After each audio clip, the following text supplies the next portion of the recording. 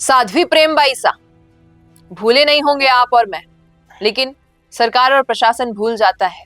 ऐसे ही संत महात्माओं को, ऐसे ही महंतों को जो अपना पूरा जीवन समर्पण कर देते हैं भगवान की सेवा में। जनवरी में 28 जनवरी 2026 को एक खबर मिलती है कि साध्वी प्रेमबाई साहब इस दुनिया में नहीं है, और उस जनवरी के बाद अब हम जून में आ चुके हैं और एक और ऐसा ही मामला सामने आया है।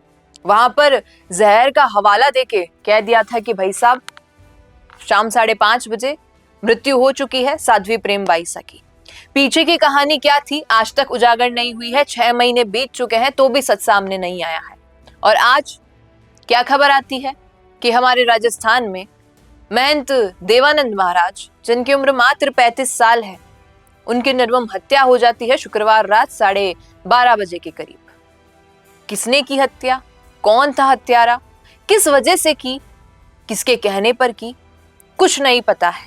महंत देवानंद महाराज के घर वाले, खास करके उनका भाई छोटा, इस चीज की लगातार मांग कर रहा है कि मुझे मेरे बड़े भाई के हत्यारे को कैसे भी करके सजा दिलवानी है। किसके कहने पर यह सब हुआ है? एक केस जनवरी से चलता आ रहा है, अभी तक उसमें कोई फैसला नहीं मिला है। दूसरा केस फिर तैयार हो गया है कि हत्यारा कौन है। चलिए मान लेते हैं कि उस वक्त तो कह दिया कि भाई साहब अचानक तबीयत बिगड़ गई, कोई गलत इंजेक्शन लग गया, इस वजह से हत्या हो गई। कई लोगों ने उनके खुद के पिता पे आरोप लगा दिए। अब किस पर आरोप लगाएंगे? और आरोप जिस पर लग रहे हैं वो कोई और नहीं, संत देवानंद महाराज के अलावा जो ये 1100 साल पुराना मठ है कोटा का, उसमें एक और महंत है जिनका नाम है नंदनवन महाराज। नंदनवन महाराज भी महंत है उसी मठ के, और वो भी वहीं पर रहते थे। दोनों अलग अलग कमरे में थे जब ये हत्याकांड हुआ था। नंदनवन महाराज के कमरे को कुंडी लगा दी गई और देवानंद महाराज के ऊपर वार हो गया। ये सब हुआ, उसके बाद भी नंदनवन महाराज बाहर नहीं आ पाए। क्या उन्हें सुनाई नहीं दिया बाहर क्या कुछ हो रहा है? और गांव वालों का कहना है कि जो नंदनवन महाराज है उन्हें नहीं पसंद आता उनके अलावा मठ में कोई और महंत आए।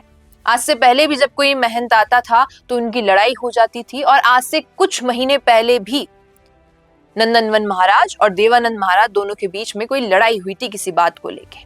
तो अब आरोप शायद कहीं ना कहीं नंदनवन महाराज पे जा रहे हैं कि हमला एक पर हुआ, दूसरे पर नहीं हुआ। उसके कमरे पे कुंडी लगा दी गई और उसके कमरे में हत्या का पूरा कांड रच दिया गया। इतना सब हो गया, उसके बाद वो बाहर नहीं आए। प्रेमबाई सा के केस में समझ आया कि पिताजी वहां मौजूद थे, इंजेक्शन लग गया, अस्पताल ले गए, डॉक्टर्स ने बहुत कोशिश की बचा ले, लेकिन नहीं बचा पाए। शायद कहीं ना कहीं इतने महीने बीत जाने के बाद लोग भूलने लगे हैं उस केस को। लेकिन आज जब सुबह देखा तो कहीं ना कहीं एकदम से साध्वी प्रेमबाई सा का चेहरा सामने आया कि उनको न्याय नहीं मिल पाया और अब इनकी बारी आ गई।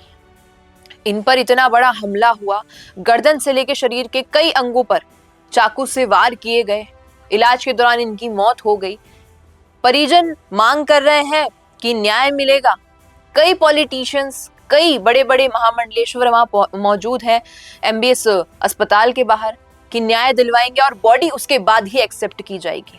अब देखना तो यही होगा कि क्या न्याय मिलेगा और कब ये बॉडी एक्सेप्ट की जाएगी और कैसे उन हत्यारों को पकड़ा जाएगा।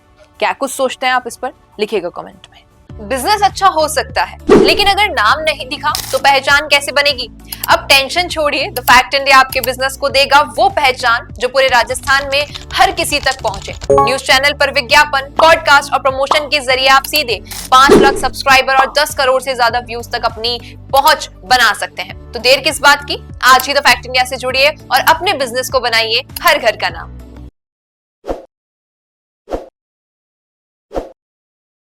ताज़ा खबरों के लिए विजिट करें द फैक्ट इंडिया की वेबसाइट और डाउनलोड करें द फैक्ट इंडिया ऐप।